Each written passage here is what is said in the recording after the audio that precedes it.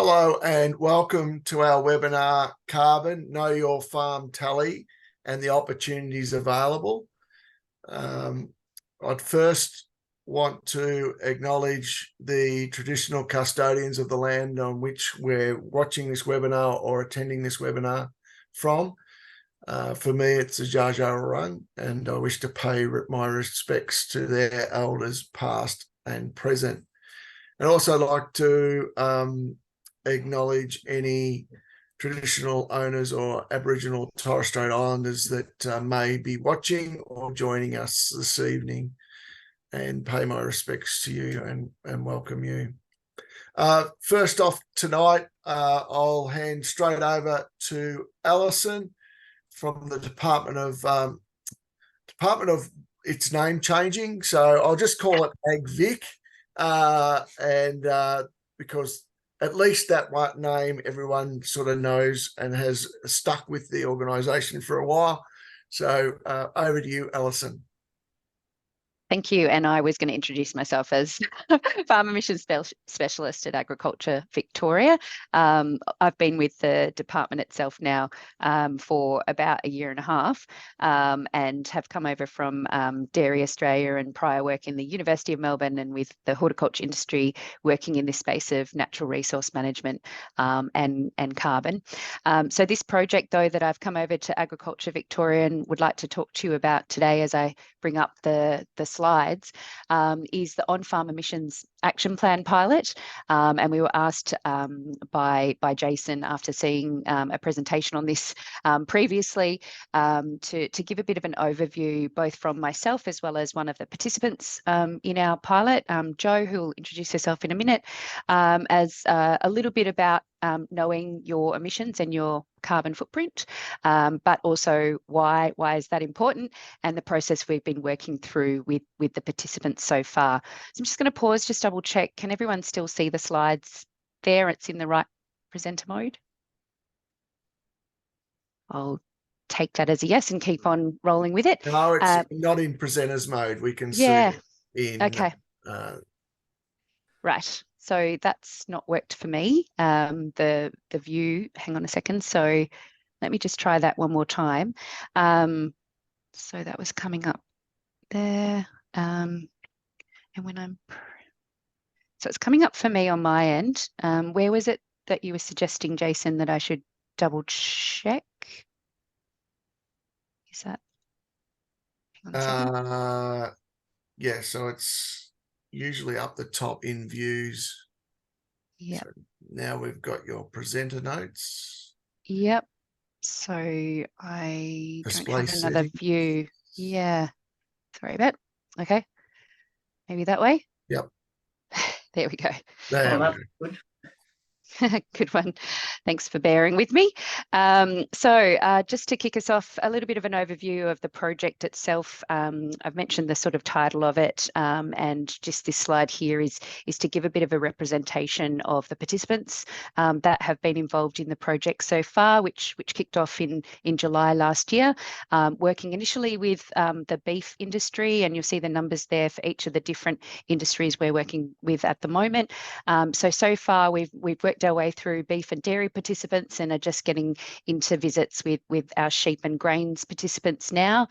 So overall, that's about 85 or so participants we're working with to be able to work through their emissions profile, so their carbon store sinks, as well as their emissions, and then working through with them to develop their tailored on-farm emissions action plan.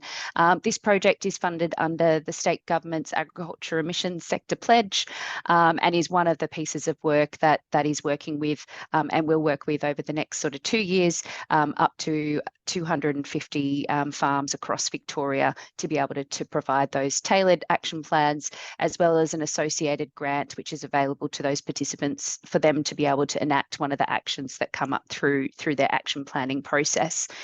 So this project has got, as I said, about another 2 years to run, but as we're going, we're trying to share as much as possible while we're actually going through the process and working with participants like Joe.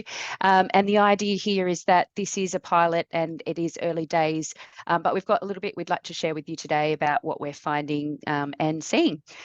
So I'd like to sort of hand it over to Joe, if that's okay. So one of our round 3 sheep participants, and just over to you just to give us a bit of an overview of who you are and what you do, and your perspective and why you like to get involved in the pilot project.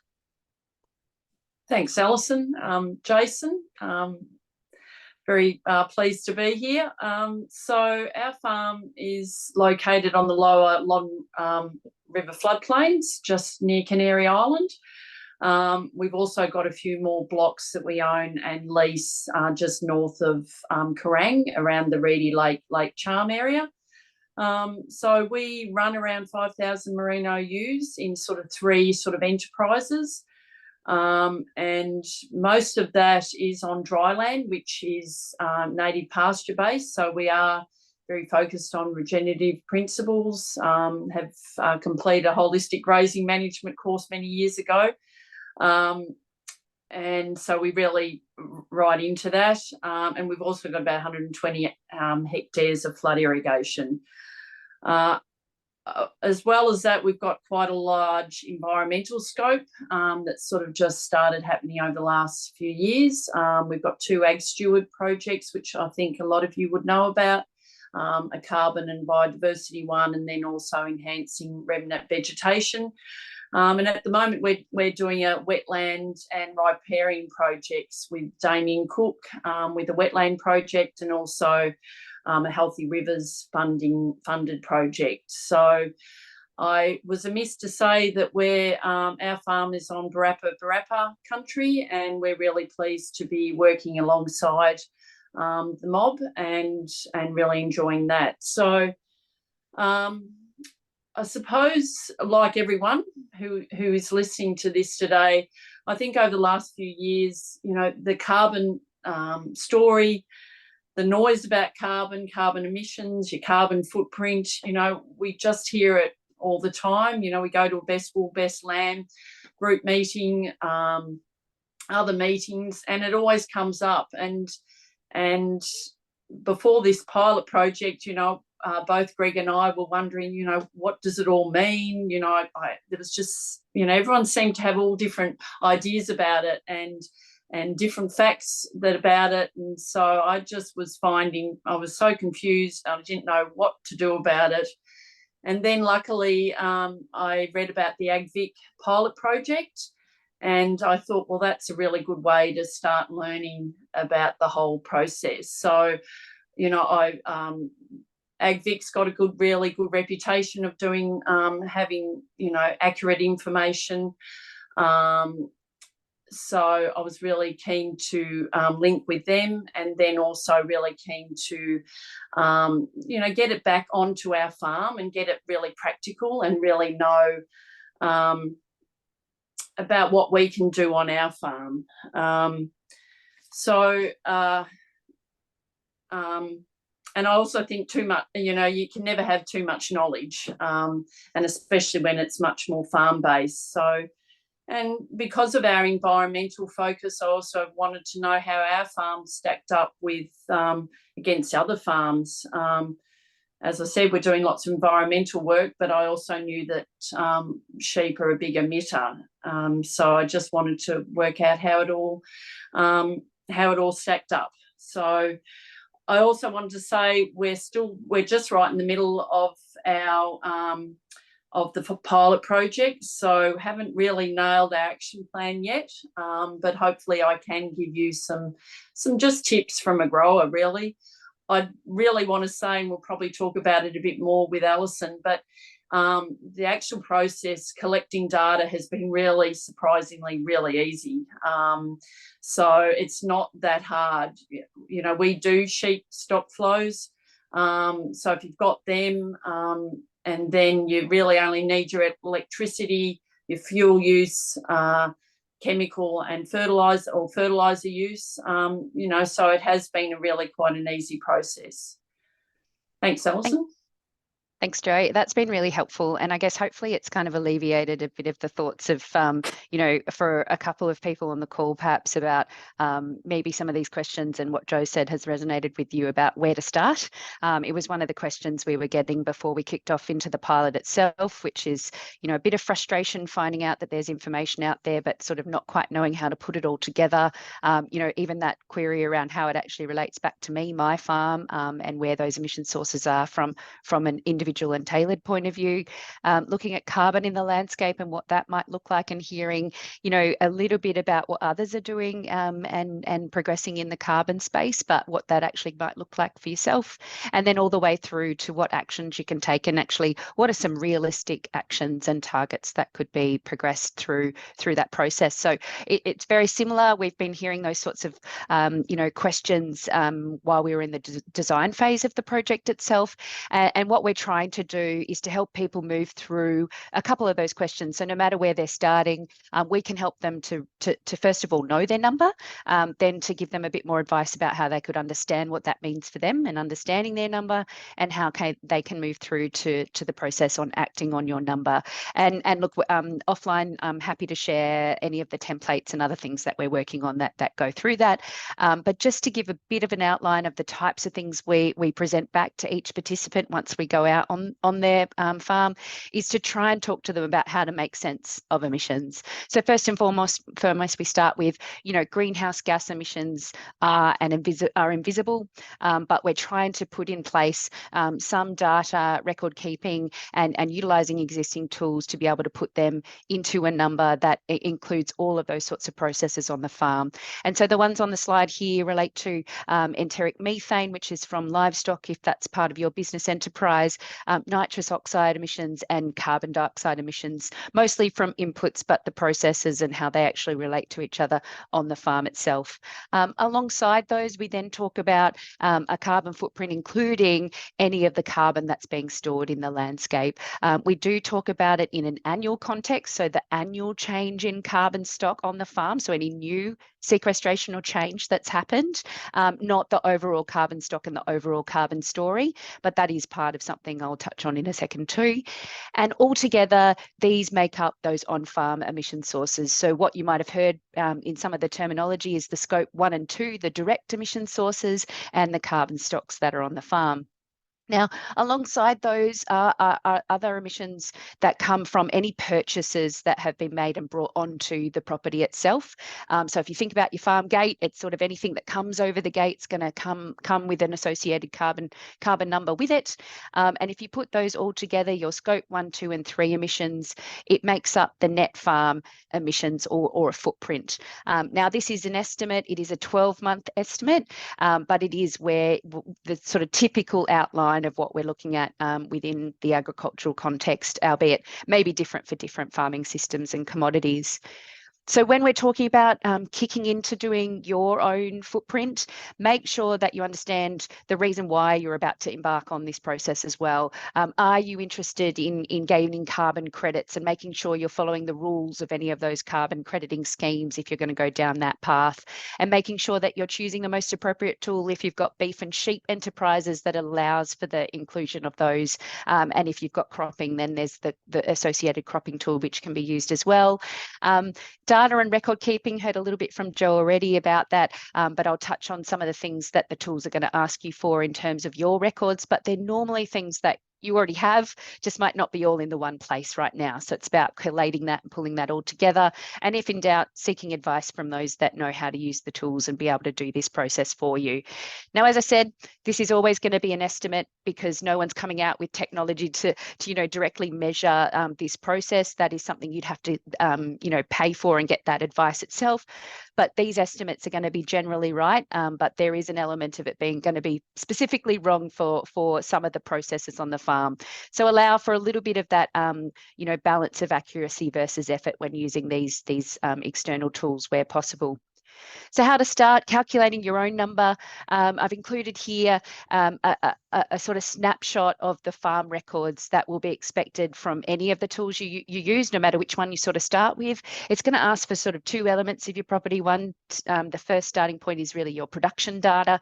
So if you're any outputs that you've actually generating in terms of meat or wool or other products, as well as then any of the actual activities that happen on the farm in terms of the number of livestock, any inputs that you might be utilizing, whether that be fertilizers, feed, electricity, and then in terms of the tree sequestration, it will be asking you the extent of the trees on the farm, the hectares of trees and their average age. And if you've got soil tests available, while the majority of tools will not be able to provide you with a simple annual flux of any soil carbon on the farm, there are ways to be able to measure that as well. Might be a separate process, but it is possible.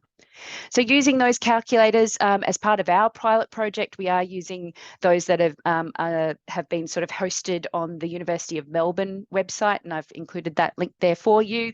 That site actually includes a link to pretty much most commodity group tools that you could use. They are freely available. They're Excel based, so they're downloadable. You can own and manipulate the data set and actually the emissions profile yourself. Those are freely available and industry endorsed. So it's a great sort of touch point if you're just starting out. And then there are also industry comparisons that are available as well, which is something that's possible to be able to get access to as part of that process. So, Jo, I just might pause there and just get your reflections first and foremost. I mean, you've mentioned a little bit about collecting data for yourself, but based on that, any other reflections you wanted to add about the collection of that and where you've got to so far in the process?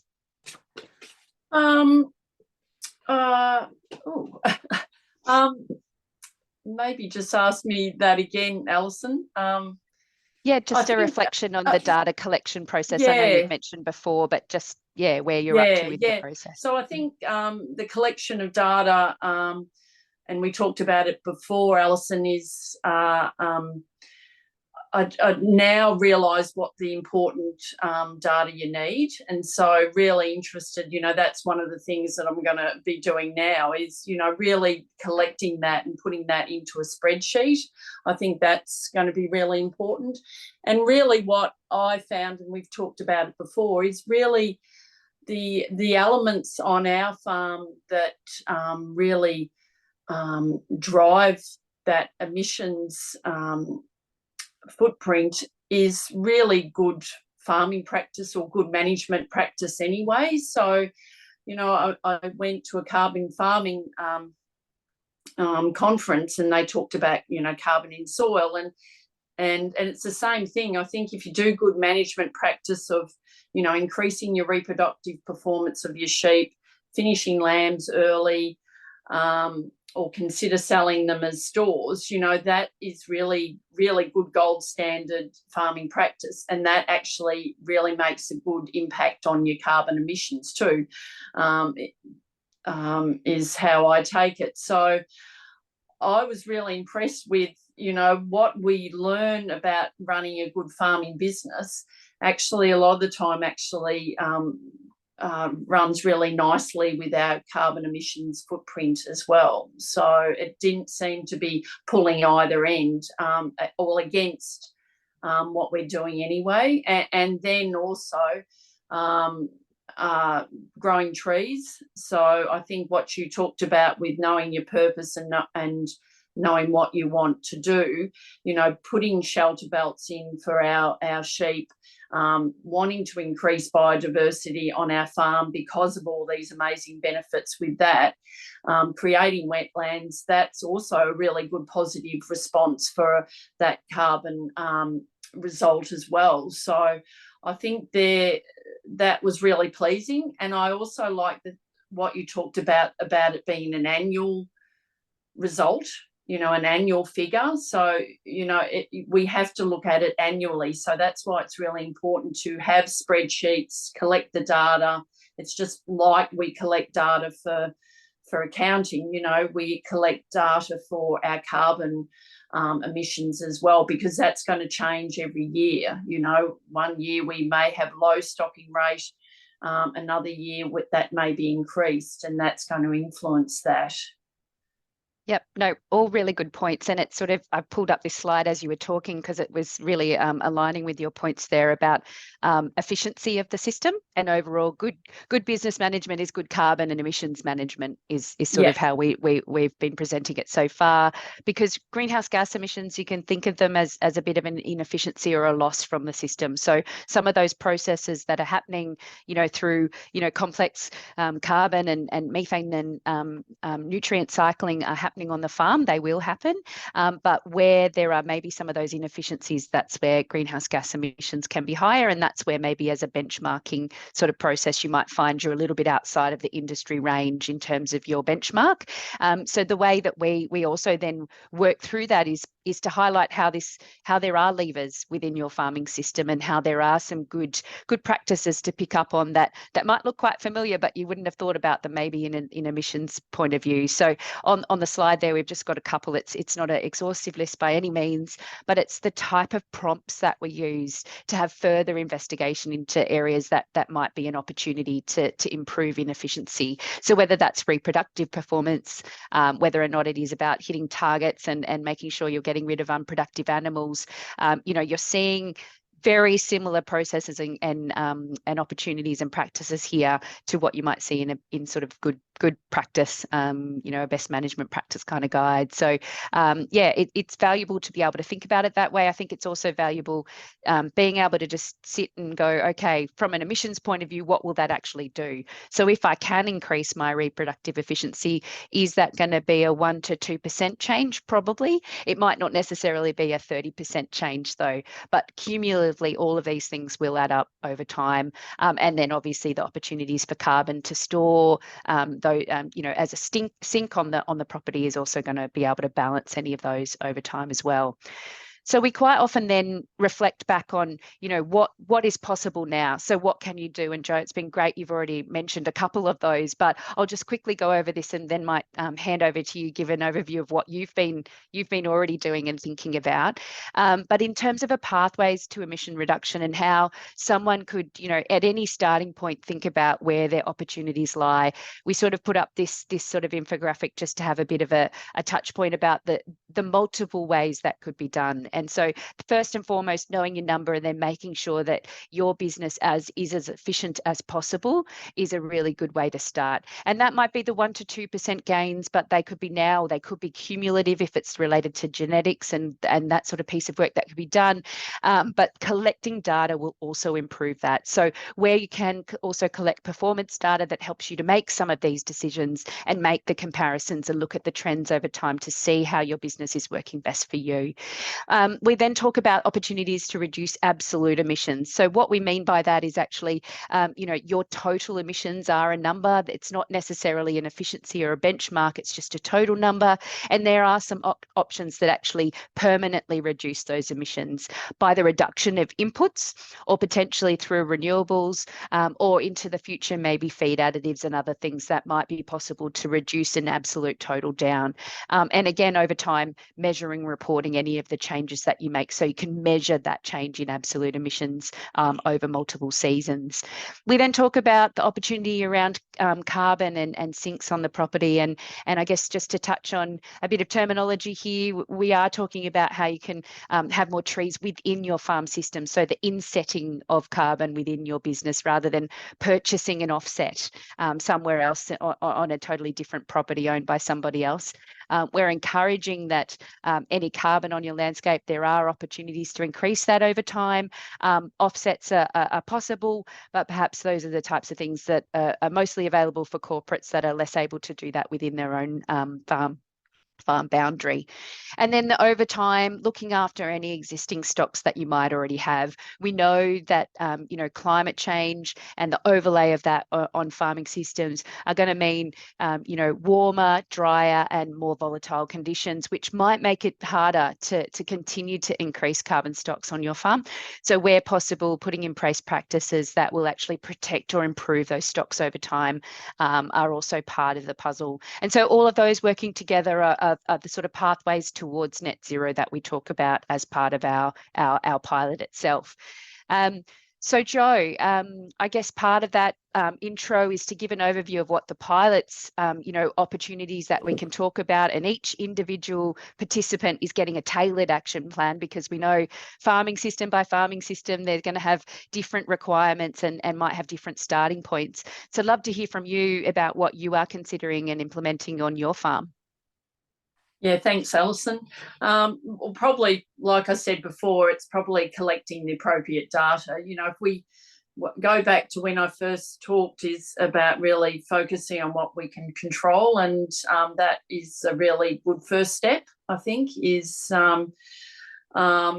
ensuring that our sheep stock flows are accurate and just maintain regularly.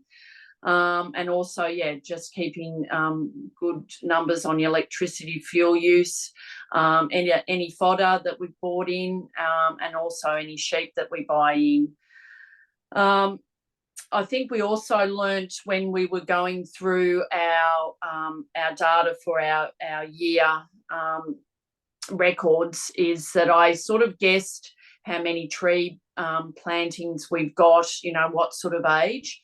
I now realise that I will, over the next few months, actually, sit down with Google Maps or a map and actually really nail them in more accurate sizing, because realising that has made an impact on our data, our results that we've got. So I think that's a really good thing to do. At this stage, it's just really good farming practice, still aiming for gold standard for us.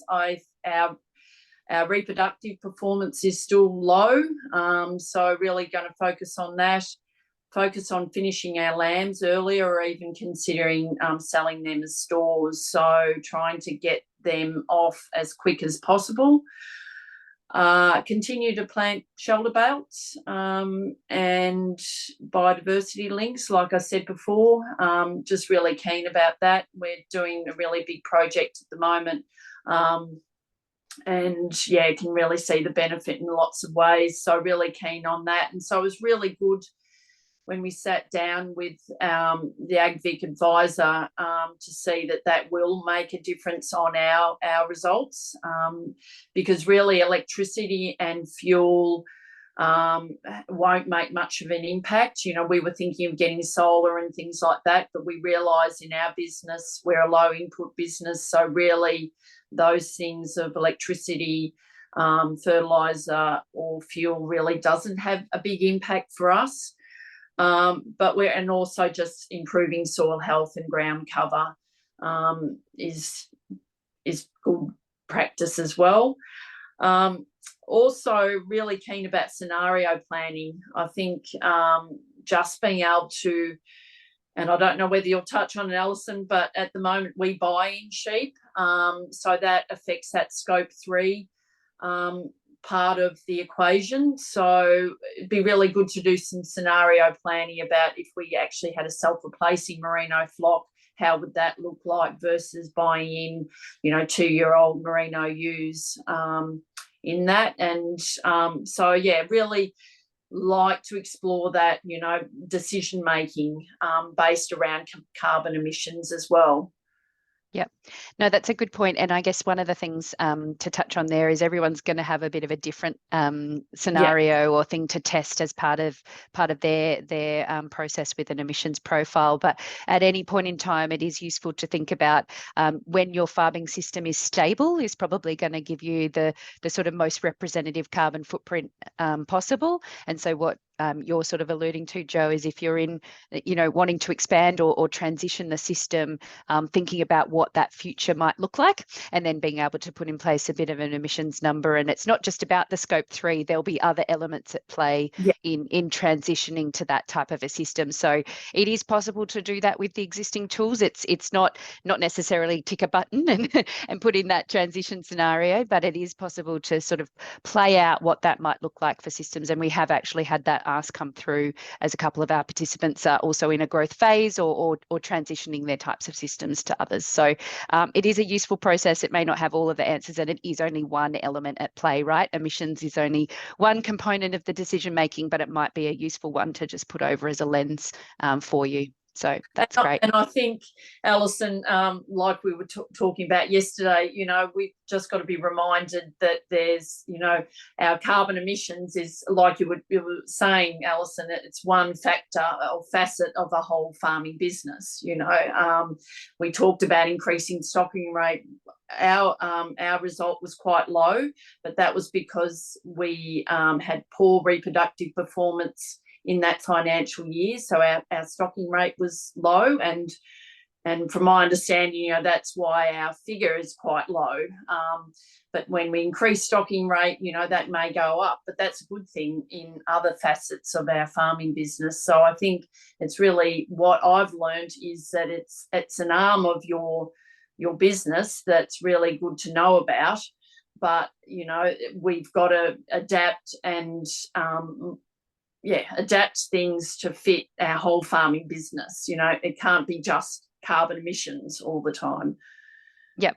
No, that's a really good point. And if it actually works, hopefully the technology does. But I do have a video that's of another participant who had a similar sort of process whereby they were thinking of transitioning their system, had some containment feed, and were interested in how that might actually be helpful, both in terms of emissions, but also some ongoing and future resilience.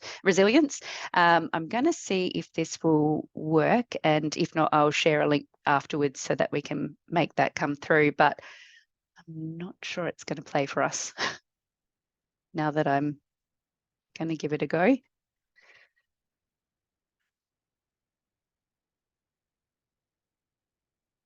No, I might have to defer to Gemma unless there's any other option that I can do here, but I might have to share that as a separate process. But we did have another pilot participant in the northeast of Victoria who has actually worked their way through the whole pilot process into the grant phase, and has actually installed some additional feed system here, as you can see in the sort of very blurry photo.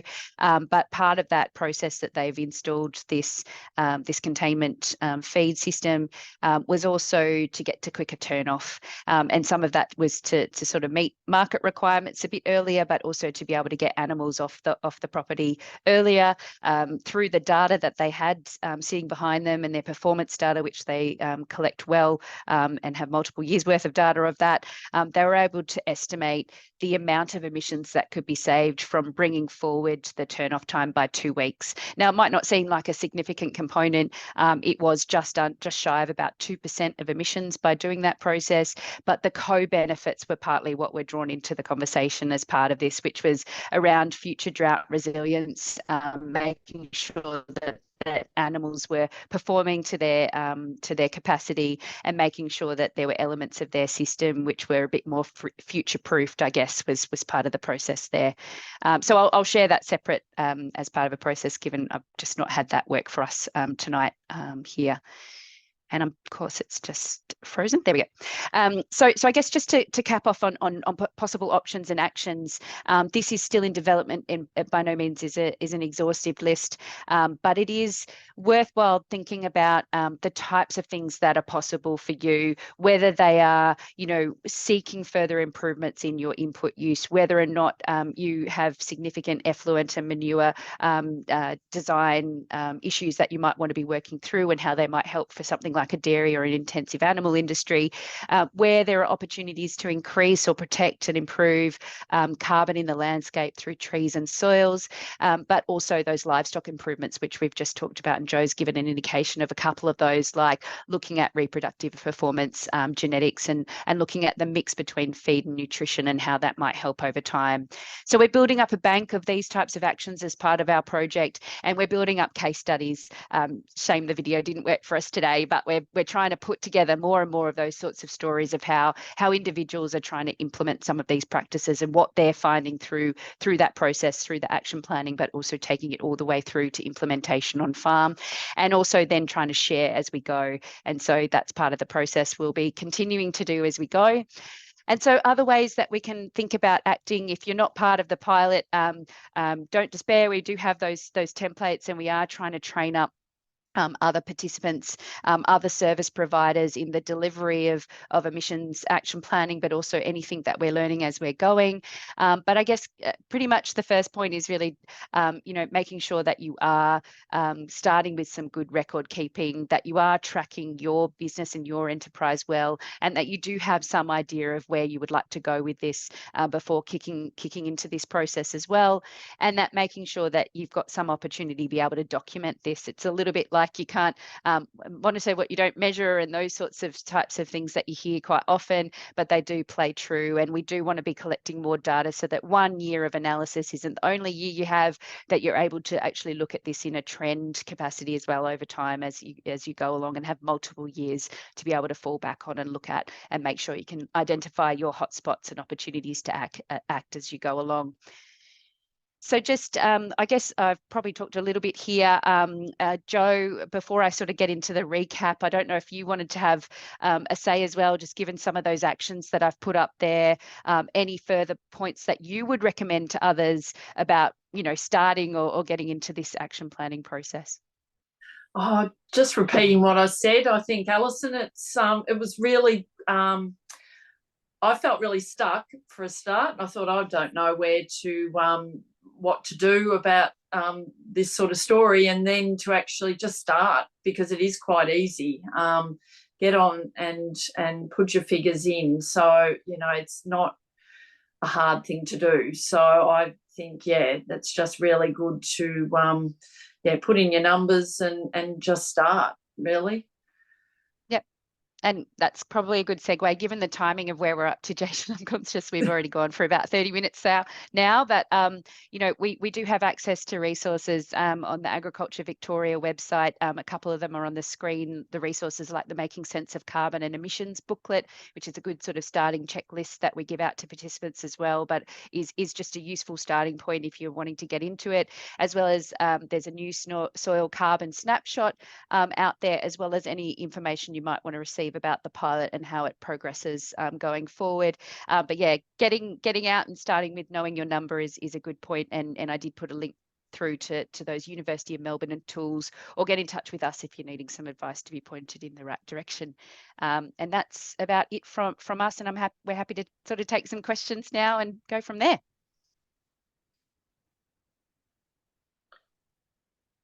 Unless there's some absolute burning questions, we'll and there's none that's come up on the chat so far. So I'll go hand over to Rob Law from North Central CMA, and Rob will talk about some of the opportunities that may be available if you've got land in the North Central or the central part of Victoria. Over to you, Rob. Great. Thanks very much, everyone. And thanks, Alison and Joe. That was really great. And there'll probably be a little bit of overlap with what I'll talk about today, but I'm really just going to focus in around the sequestration or the carbon through vegetation on your land, rather than the broader emissions picture. So I'm just having trouble. I've got my kids in the background screaming too, so apologies if that's coming through the microphone, but it is witching hour. If you're not aware of the North Central Catchment Management Authority, this is our region here. So we work on everything from rivers and wetlands and biodiversity and land, and we have a sustainable agriculture program as well, which you might be interested in exploring. I think I said yes to this presentation on day 2 of starting at the CMA, but that was far enough away to say yes. But I've been working on and off on carbon projects for about 20 years now, and did my first carbon offset project actually in Ecuador, and then moved to the Northern Territory and worked a lot up there in Savannah, fire management and carbon stocks and fluxes up there, before moving to Victoria and working a lot with farmers and others doing sort of carbon projects. But having said all that, I still find it incredibly overwhelming. The world of carbon offsets is very complex. And as Joe sort of made the point earlier, I think the best way to get your head across it is to, learn through doing, and sort of just jump in and start doing something can navigate your way around. Because I think even someone like me who's been in it for a while, I still find out things every day that I didn't know about. So that's my caveat. I just thought I'd step back a little bit and talk about carbon offsetting, because it's had a concept, it's been around for quite a long time. And I found this excerpt the other day in a magazine from 1988. So the idea of planting trees for carbon has been around for a very long time. But really recently, the whole carbon offset markets globally have had a big shakeup. And off the back of press that you may have seen, a report by The Guardian that looked around a lot of the credits that were being issued in developing countries from rainforest credits, and they were deemed to be quite dubious in terms of whether or not they were really generating the carbon gains they were claiming. But that sort of led to a lot of focusing on Australia's own emissions reduction fund.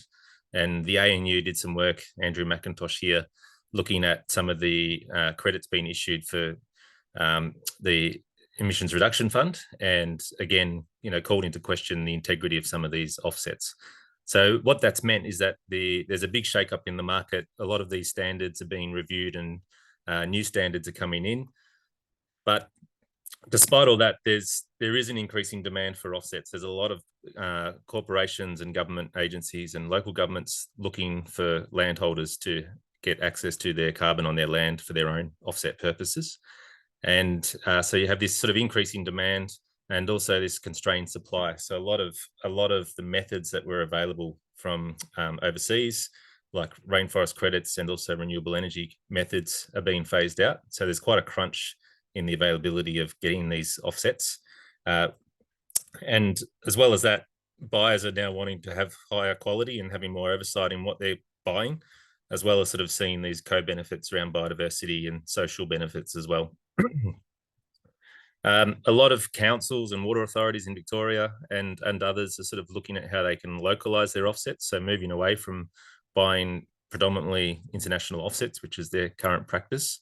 And that's quite a big financial jump, because it's sort of anywhere between $3 to $8 a tonne for a unit from overseas, compared to, say, on average about $35 a tonne of CO2, a carbon credit in Australia. So it's quite a big jump from a budget perspective, but nonetheless, they see benefit in shifting that and having some greater sort of control and oversight in the types of projects that they're investing in. And you may have heard of this concept of nature repair market or nature positive. This is sort of an emerging thing that the federal government's looking at, creating these new markets around biodiversity and the idea of broader environmental benefits just beyond carbon. Just very quickly, I thought I would just give a little bit more context around what an offset actually is. And typically for any organisation and corporation, as Alison sort of outlined, that the work is done to try to, the emphasis, I suppose, is on reducing your own emissions through your direct emissions and through your supply chains. And then no matter what you do, you'll probably end up with 10 to 20% that we call residual emissions that you'll still have to offset if you're looking to get to net zero. And that is probably worth just sort of highlighting that one carbon credit is 1 tonne of CO2 across all the schemes. And if you are in Australia, there's a number of different ways that you can develop these carbon credits and sell them on different markets. So the most common one is through the Emissions Reduction Fund, which is managed by the federal government. And these units are called Australian Carbon Credit Units, so ACCUs. But you can also sort of generate credits for international markets within Australia. So these will typically be Vera or Gold Standard as well. I won't go too far into the science, because you probably have a fair idea about how the carbon cycle works on your own land. But effectively, I just wanted to sort of point out here that carbon is sort of moving through the forest system, all the time. It's sort of exchanging between the plants as it grows and the atmosphere, and it's also then moving through the different pools. So as leaves and branches drop to the ground and form debris, they then move into the soil carbon pool over time as well. But when we're looking at carbon credits and a lot of the methods that we focus on around reforestation and getting carbon credits from planting trees on cleared land, this focuses on the above ground pool. So a lot of these methods don't include the soil carbon pool in those calculations of carbon credits, unless you're doing a specific soil carbon project. So that's just something to be aware of, some of these terminologies and distinctions around the different pools of carbon within the system that you're looking at. Another thing, just as a word of caution, I suppose, is that the way that carbon stocks or the potential of carbon on your land is talked about can be expressed either in terms of tonnes of carbon per hectare or in terms of tonnes of CO2 equivalent per hectare. And this is a pretty important distinction because there's about 1 tonne of carbon is 3.67 times to get the tonnes of CO2. So you might be looking at your land and see that there's about 100 tonnes of carbon per hectare, and do the business case, and it doesn't sound very good, but it's actually might be 367 tonnes of CO2, which would be the units that are used in carbon markets. So that's just a word of caution that when you're looking into this, that's a really important thing that a lot of people get tripped up on. And then when we're talking about the annual rate, which Alison mentioned, this is typically expressed in terms of tonnes of carbon CO2 per hectare per year. So just say you're wanting to measure carbon that you might have on your block of land.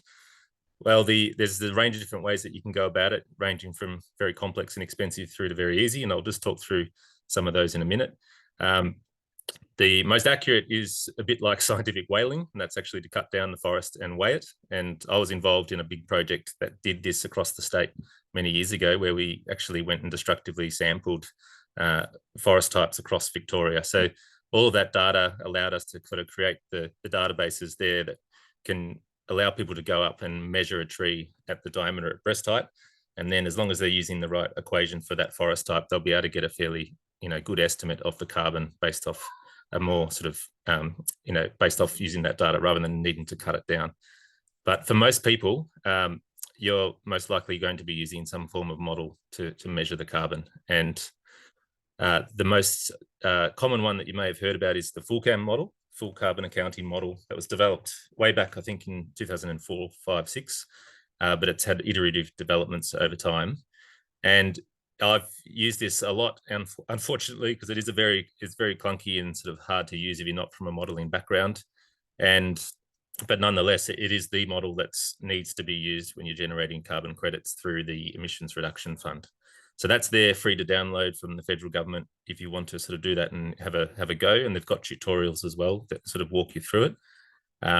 But you may find that an easier way to go about it is using the CSIRO have this very quick and easy to use Look-See tool. So that acronym that you can see on that photo. And this is what I would recommend. Basically, it allows you to kind of draw a polygon on your piece of land, a parcel on your land, and then do a scenario run of how much carbon may be stored through doing different types of practices like a reforestation, for example. You can also pay someone to come and do an assessment, and there is a group that are doing, fee-for-service reports like Carbon Scout, which seem quite good as well. And there's others out there too that can help you out if you really want to have a good understanding. This is just a couple of screenshots from the Look-See tool. So I've just drawn a sample parcel there of land near me, and it will give you a sort of estimate of the carbon over the 25 years of the project. So you can see down the bottom there that if you were to plant that up with a biodiverse environmental planting, then it would deliver about 1,400 tonnes of CO2 over the life of that 25-year planting. And again, there's that other sort of way of thinking about it, is that annual per hectare estimate as well. And so you can, do the math of calculating that times 35, which is the average price per tonne of CO2 from ACCU at the moment. So, a lot of these small parcels aren't going to, make you millionaires. So it's often whether you've got scale or whether you're doing it for other reasons. And this is just an additional sort of financial incentive, I suppose. So there are a whole different way that you can generate carbon credits on your own land. And some of them are shown here. The ones that I've got in italics are actually either expiring or they're undergoing some form of renewal, because they've been the subject of these criticisms that I talked about earlier on the carbon offsetting market. But the one that we are most focused in on at CMA, at least, is these biodiverse environmental plantings. And many of you would have been doing these anyway for a long time through shelter belts and other things. And I've been out to a lot of, really impressive biodiverse shelter belt plantings that would, effectively be an example of what an environmental planting is. I don't deal so much with the soil carbon side of things. There is a team at the CMA that does that. And there's also, of course, some forestry options too. Just quickly touch on a few different terms that you might come across when you're looking into this. And a big one is this term of additionality. So this is where you've got to be careful that whatever you're doing on your land, that you need to be able to demonstrate that it's additional to what you would do anyway. And so that's really important if you're thinking about planting trees on your land and you haven't quite made up your mind about which pathway you're going to go down in terms of generating carbon credits for the market. You kind of probably need to make that decision before you go and plant to be able to demonstrate that additionality, more or less. There's also the issue of double counting. So this is perhaps where you might have a government body or some other organisation wanting to do a partnership with you. You can't claim that credit for your own sort of emissions reporting, and they also claim the credit. So that's fairly obvious, but someone has to be assigned that carbon right and get to use it for their own claims. Leakage, I won't probably go into too much because it's probably not going to be too relevant to a lot of the situations here. But permanence is this other concept where it relates to projects have either in the Australian market, typically a 25-year or 100-year permanence, and there's rules around the obligations that you would have around retaining that forest for that period of time.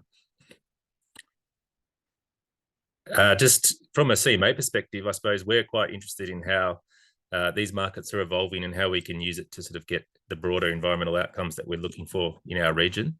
And I suppose over time, trying to shift this idea of being solely focused on carbon and carbon as a co-benefit. And I suppose that's acknowledging that in the past, a lot of these plantings were done fairly with fairly low species diversity, and often not so much about maximising the carbon, not so much with biodiversity in mind. So we're really encouraging thinking about the appropriateness of what you're planting, particularly ensuring that you're planting a new forest on land that may have had forest in the past and not on top of a remnant grassland, for example. Looking at connecting with remnant vegetation that you might have on your land that often has a higher habitat value than just having separated small parcels of re-veg.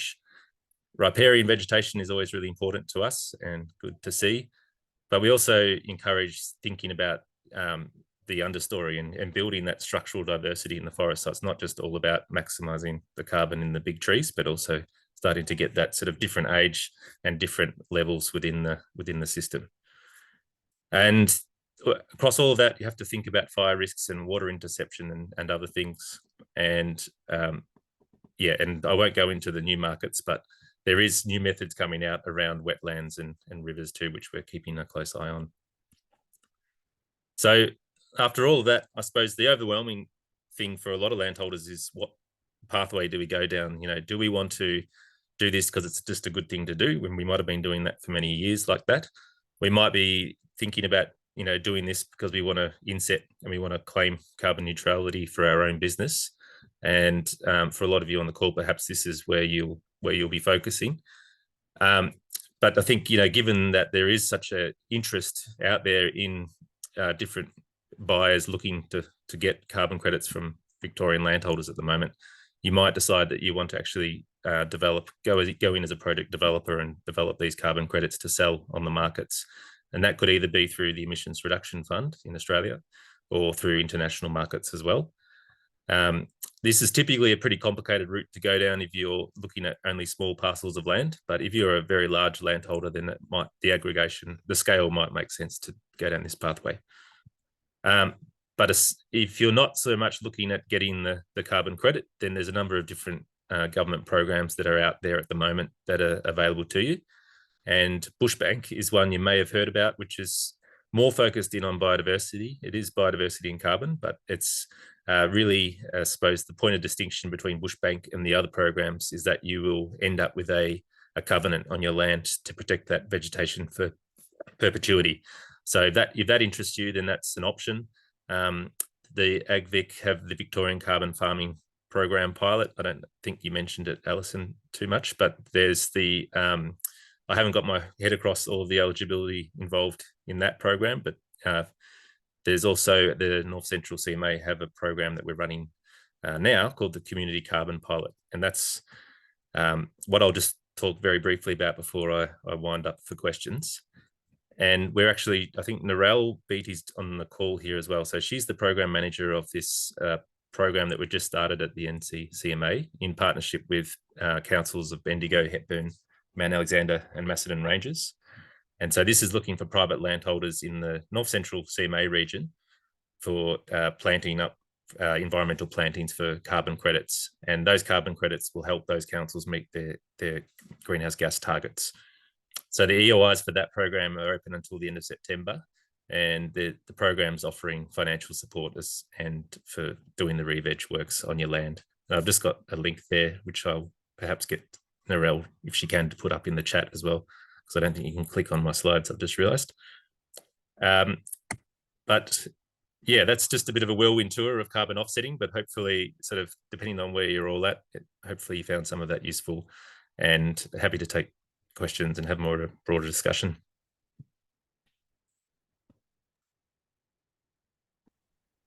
Thank you, Rob. Thank you, Alison. Thank you, Joe. So now's your opportunity for the next 3 or 4 minutes to ask some questions. And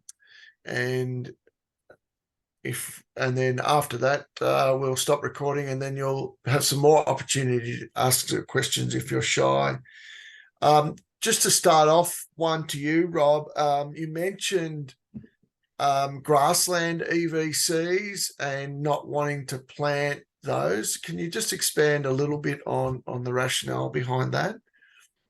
Yeah, so this we're trying to work through this at the moment at the CMA about how do we create these, give it, a fairly easy to understand principles or guidance on people looking to plant for carbon about the biodiversity story, and trying to sort of guide them that way. And I suppose, one aspect is thinking about the data that we do have, which is the pre-European extent of ecological vegetation classes that sort of show you what perhaps would have grown there. It's not perfect, like it's still a modelling exercise and a lot of guesswork sometimes in some parts of the landscape. But generally speaking, we're trying to just avoid, taking up all of our native grasslands, or what were native grasslands and could be restored as native grasslands, and having them converted to forests when that wouldn't have held a forest there traditionally. So just thinking more about the biodiversity aspects. Does that answer your question? Yeah, so it's about, so where you've got woodlands, like pre 1800, they would still be grasslands or still be woodlands, and that's the area that obviously the trees will grow better in, because that's what trees were there in previous times, and grasses were where they were. Yeah, that's right. Yep. And a question to you, Joe, about the different scenarios. What were some of the scenarios you're looking at? What were the big impacts? Was it tree planting the big impact on a percentage basis, or was it production based, turning off animals quicker, or reproduction, or were they similar? Or well, our sheep were our biggest emitter, so yeah, it was basically around sheep production scenarios. Like I said, whether we went to a whole self-replacing merino, at the moment we have one of our enterprise, we buy in merino ewes and then produce first cross ewe lambs for that. So it's those scenarios with your production. Do we increase our stocking rate per hectare? Do we, sell our lambs as stores versus, continuing them on the irrigation and finishing them? So it was really mainly around that sheep production at the moment. Yeah. And a question to you, Alison, with the amount of properties that you've been on, have any of them been carbon positive, so they've had excess carbon in the system, or have most of them still been in the negative? I suppose is which way it is. Is it negative or positive? I'm not sure, but surplus or not enough. Yeah, my scientific response wants to say that always it depends, and there's so many variables. But look, we have gone through a fair number of them so far, and the majority of them, I would say, we're probably hoping they were closer to carbon neutral than perhaps the numbers were showing. Not all were wanting to get to that point though. Some were just as happy to know what numbers they were up against and kind of gone, okay, great, know my number now, know what I'm dealing with, where do I go from here? But also just noting that our pilot project isn't necessarily, offering a baselining service. We're not going out there and we're not conducting soil tests and baselining as part of the process as well. So we've put some of the pieces of the puzzle together and more signposted to where they could go for further information, rather than saying, hey, we've done a full baseline and you are now positive or not. So it's more of a two-way conversation we do, rather than, as I said, going out and doing an audit style process. And there's a question here, Rob, can you confirm or dismiss the approximate return per hectare for a forestry project is around 7 tonnes of carbon per year at $35 per tonne, is the question. Okay. By James. Yeah, well, so the example, the slide that I had up that had that 7 tonnes of carbon CO2 per year, that was just an example where I was, but you would use the tool that I mentioned to sort of work out that estimate for where you are. Carbon potential is going to be very variable across the landscape based on a number of factors, but predominantly driven by rainfall. So, intuitively, I suppose, the Mallee scrub will have less carbon in it than sort of an open forest down in East Gippsland. So you probably have your head across how that works. But yeah, it's very variable across the landscape, even within my own suburb of Campbell's Creek here. It's going to change depending on where we put the trees. But that look-see tool will help sort of give you a sense of your carbon potential.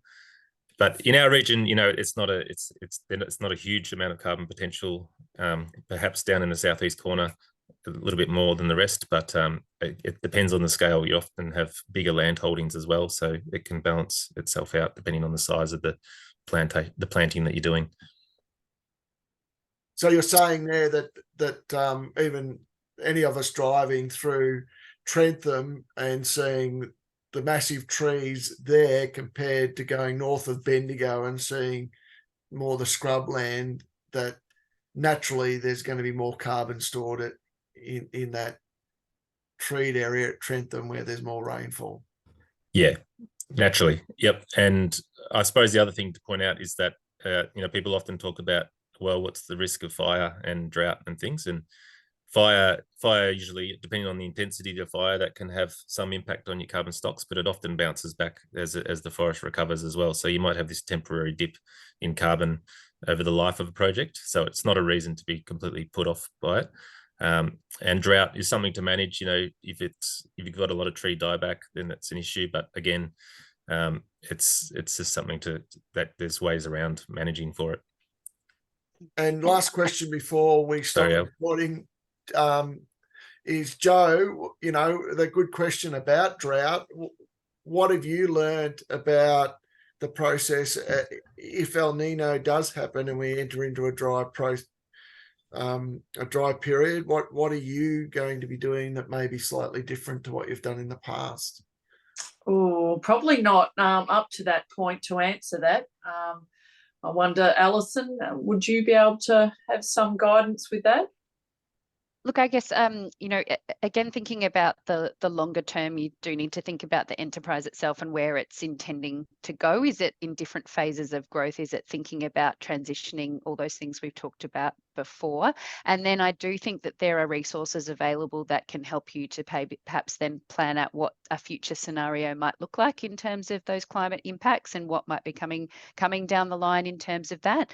And then I guess it's partly about making sure that all of those sorts of efficiencies of the system and anything else that you've set up in terms of understanding where those risks are going to lie for your system and crunch points of the year where feed might be more of an issue, as we know, and making sure that you've got either opportunities in place or adaptations that you can put in place or ideas to think through with somebody about the sort of resilience of your business to be able to bounce back to those.